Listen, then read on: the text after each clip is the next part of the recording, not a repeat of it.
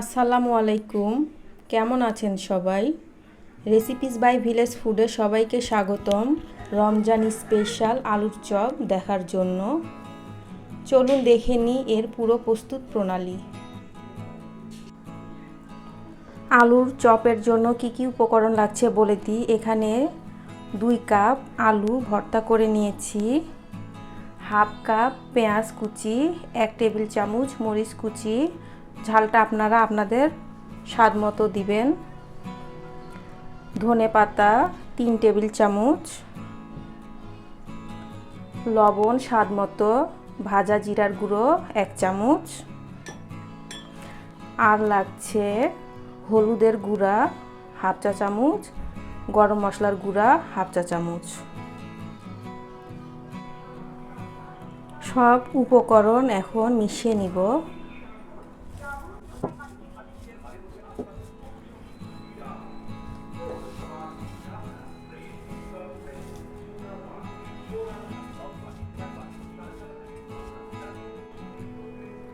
এখানে দিয়ে দিব ধনে পাতা কুচি,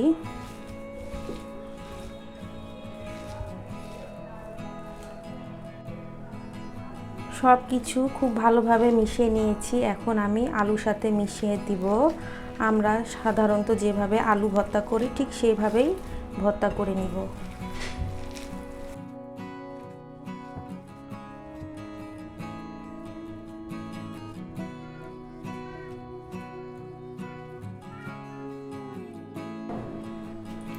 আলু ভর্তা করে নেওয়া হয়ে গেছে। এখন আমি চপের শেপ দিব।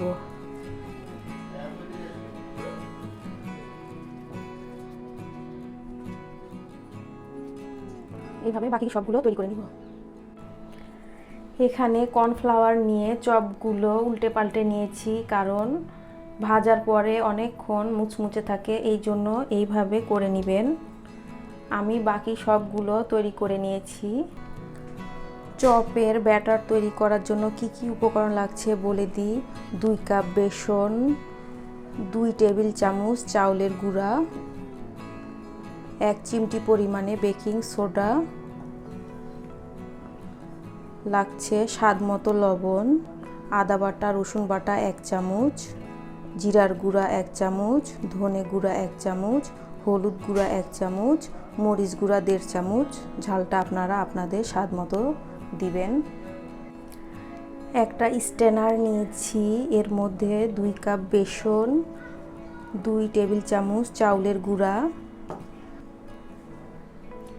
1 চিমটি বেকিং পাউডার দিয়ে শুকনো উপকরণগুলো চেলে নিব।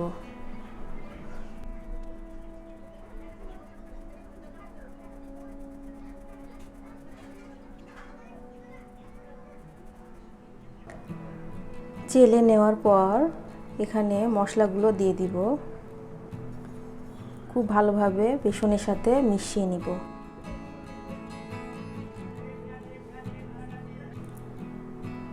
সব কিছু মিশিয়ে নেওয়া হয়ে গেছে। এখন এখানে অল্প অল্প করে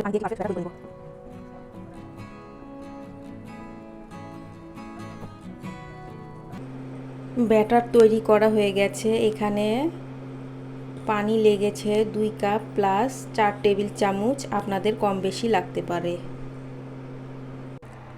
এখানে এই চপটা দিয়ে দিব, দিয়ে কাটা চামচের সাহায্যে উল্টে পাল্টে ভেজে নিব।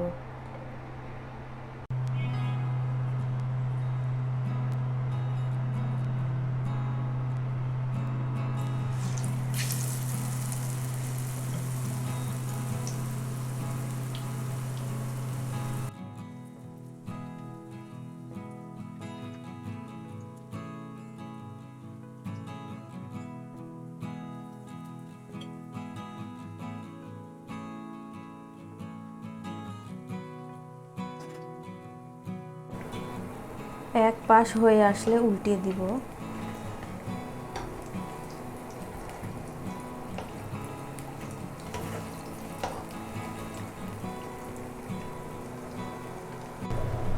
খুব সুন্দর কালার চলে এসেছে। এখন আমি সবগুলো উঠিয়ে নিব।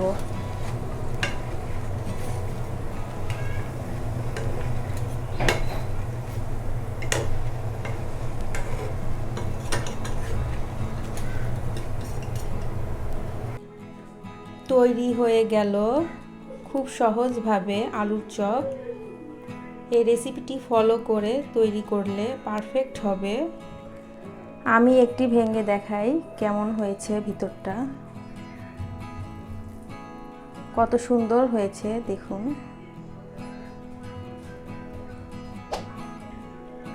আজ এই পর্যন্তই। সবাই ভালো থাকবেন। আল্লাহ হাফেজ।